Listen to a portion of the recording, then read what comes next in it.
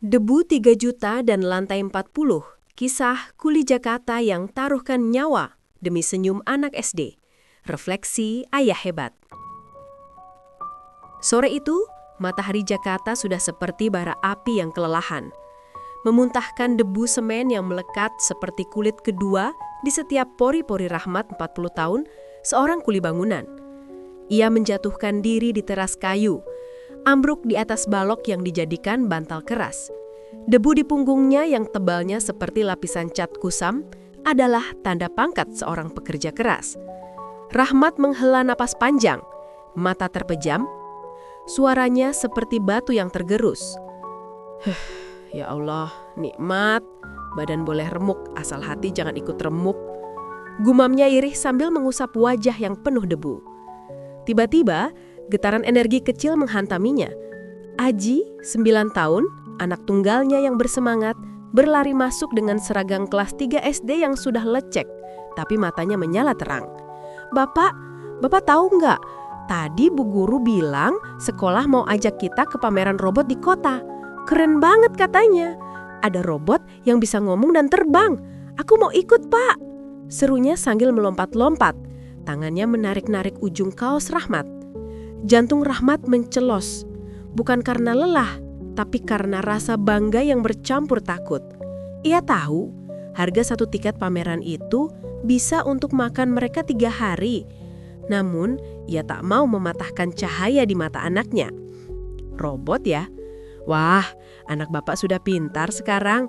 Bagus nak, insya Allah kita usahakan. Bapak nggak mau kamu ketinggalan pelajaran penting. Jawab Rahmat tulus, mengusap kepala Aji hingga debu semen di tangannya menempel di rambut hitam sang anak. Malam harinya, nyamuk-nyamuk mulai berbisik nakal. Rahmat duduk di samping Siti 38 tahun, penjahit rumahan, menatap Aji yang sudah tidur pulas memeluk buku gambar robot. Bu, lihat anak kita. Cepat sekali gedenya ya. Sebentar lagi dia SMP. Dulu saya pikir jadi orang tua cuma mikir akhlak. Ternyata urusan uang sekolah ini kayak jalan tanjakan. Gak ada habisnya. Kata Rahmat pelan dengan nada berat, matanya menerawang. Siti mengiyakan. Tangannya tetap lincah mengayunkan jarum. Ada kekhawatiran yang ia sembunyikan dalam gerak tangannya. Iya, tapi kan rezeki pasti ada. Yang penting Bapak sehat.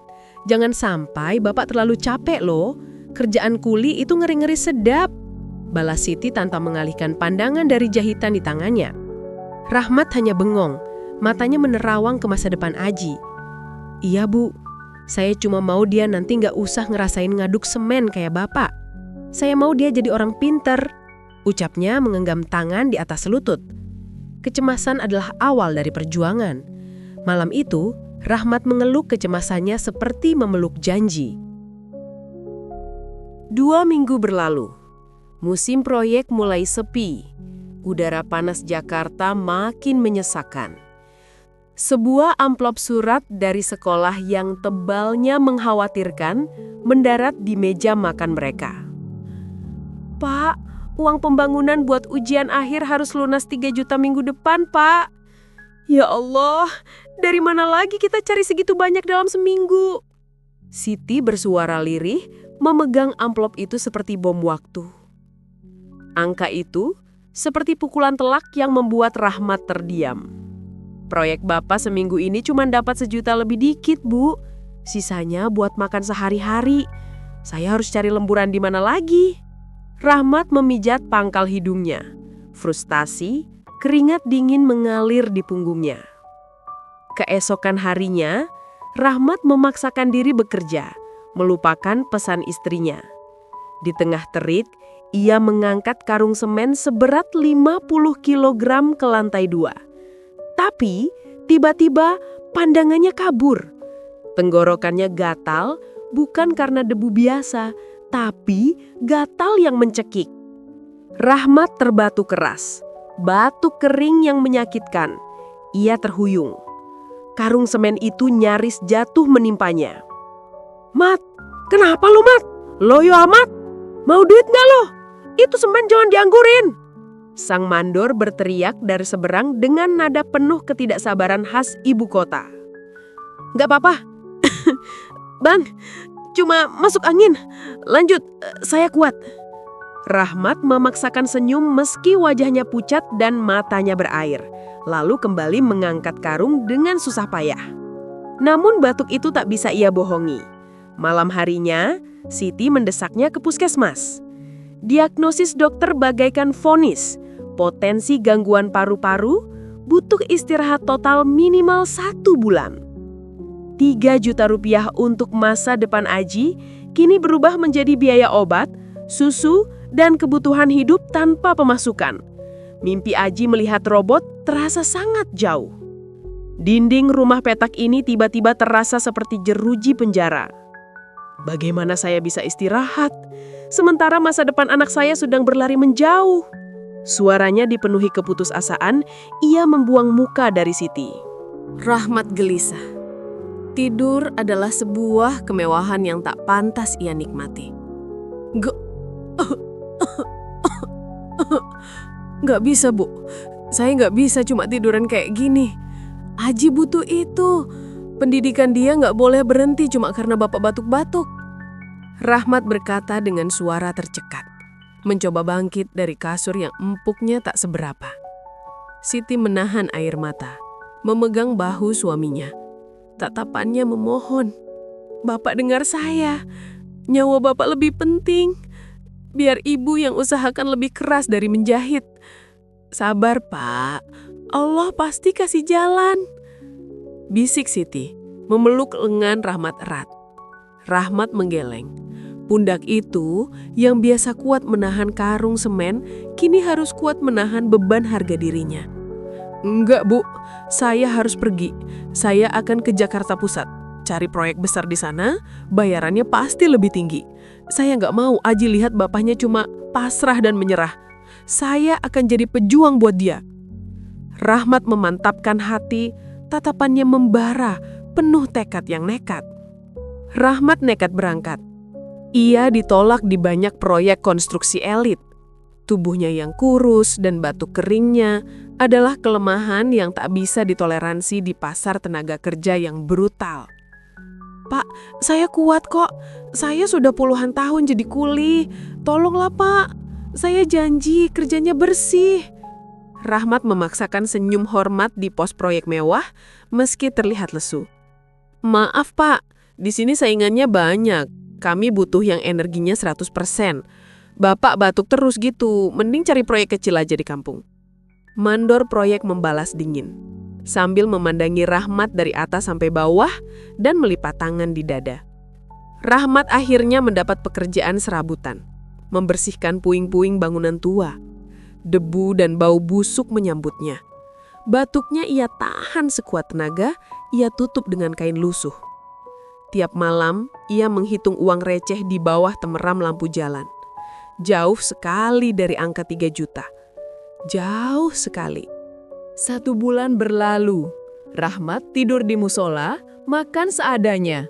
Uang yang terkumpul baru setengah. Sebuah telepon dari Siti datang. Nadanya panik.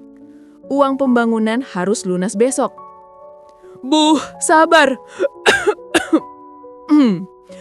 Bapak janji. Bapak pasti kirim. Tolong bilang Aji, Bapak lagi kerja keras buat dia. Bapak telepon lagi sebentar." Rahmat menutup telepon. Ia memukul tembok di sampingnya dengan kepalan tangan. Darah menetes dari buku jarinya. Kurang apa lagi ya Allah? Badan sudah hancur, sudah jauh dari anak istri. Kenapa rezeki ini seret sekali? Kenapa harus saya?" Ia teriak frustasi, lalu bergumam keras sambil menyeka air mata marah yang mengalir. Di papan triplek tua, matanya menangkap sebuah pengumuman. Bayaran besar, kerja cepat.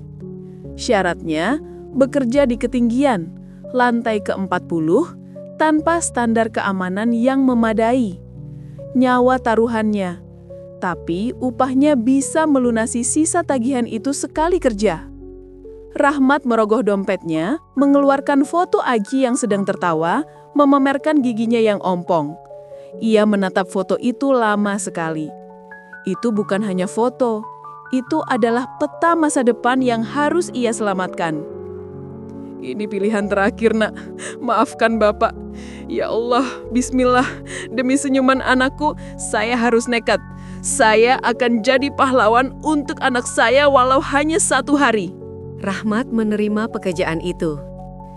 Di lantai ke-40, ia berdiri di atas balok kayu sempit. Angin berembus kencang. Suaranya seperti bisikan malaikat maut.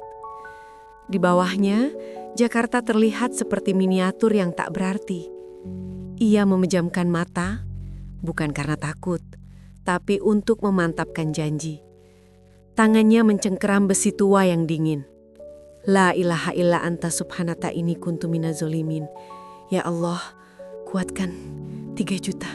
3 juta untuk masa depan Aji. 3 juta. Rahmat bergumam perlahan di atas ketinggian. Suaranya hampir hilang terbawa angin.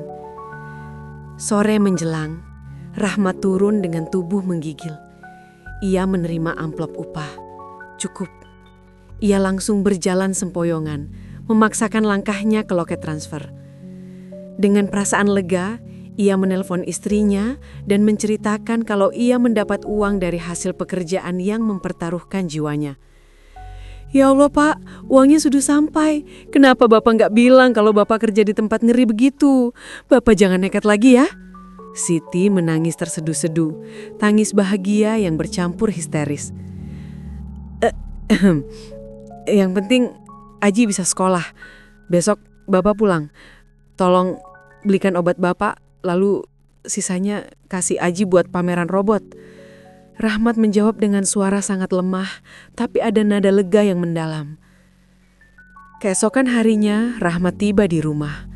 Kondisinya sangat buruk. Ia terlihat 10 tahun lebih tua. Tapi saat melihat Aji berlari ke arahnya, ia merasakan gelombang kehangatan yang meruntuhkan segala kelelahan. Aji memeluknya erat, mencium bau keringat dan debu yang asing. Bapak kenapa kurus begini? Jangan pergi lagi, Pak. Aku nggak mau robot. Aku lebih pilih Bapak sehat di rumah. Aji bersuara tercetat, air matanya membasahi kemeja kusam ayahnya. Kata-kata itu, lebih dari upah 3 juta, adalah hadiah terbesar Rahmat. Enggak nak, Bapak harus pergi. Karena dulu kakekmu juga berjuang kayak gini buat Bapak. Bapak cuma mau kamu tahu, ayahmu tidak akan pernah menyerah demi mimpi besarmu nak. Rahmat memeluk Aji dengan segenap sisa kekuatannya. Air matanya menetes bercampur debu. Rahmat pulih perlahan. Ia duduk di teras, memandangi senja yang kembali damai. Bukan senja di ketinggian, tapi senja yang ia bagi dengan istri dan anaknya. Dulu, saya mencemaskan banyak hal. Akhlak, kesuksesan, jodoh anak saya. Tapi kecemasan terbesar seorang ayah ternyata bukan pada hasil akhir anaknya, melainkan pada kemampuannya untuk memberikan yang terbaik di masa kini. Bapak-bapak sekalian, kecemasan itu adalah bukti cinta yang belum terwujudkan. Saat kita cemas, artinya kita sedang merencanakan harapan. Tugas kita bukan hanya memberi nafkah, tapi memberi contoh. Pelajaran utama dari cerita ini.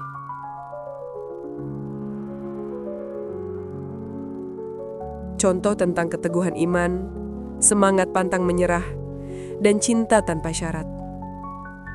Rahmat mungkin hanya seorang kuli. Tapi ia harap Aji melihat sosoknya sebagai pahlawan dan pejuang. Karena warisan sejati seorang ayah bukanlah harta, melainkan jejak perjuangan yang kelak akan menjadi peta hidup untuk anak-anaknya. Semoga Allah senantiasa melindungi keluarga Tita. Amin.